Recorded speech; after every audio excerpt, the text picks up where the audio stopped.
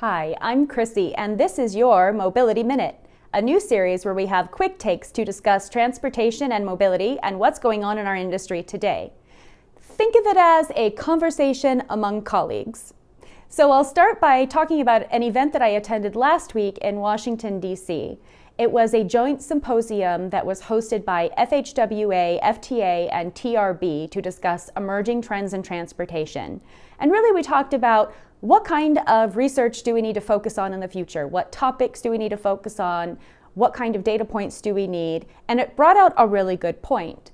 Typically, you approach research using historical information, so using the last 10, 20, or 30 years to be able to predict what kind of resources we're going to need in the future for things like mobility, infrastructure, how we think people are going to move. So that's really how we make policy decisions.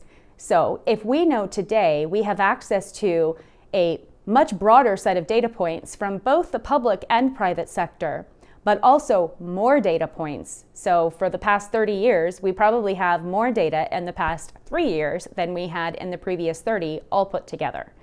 So how do we approach research in a way that utilizes the past and present to more effectively bring us research-based outcomes that we can say more effectively reflect the kind of environment that we're working in today?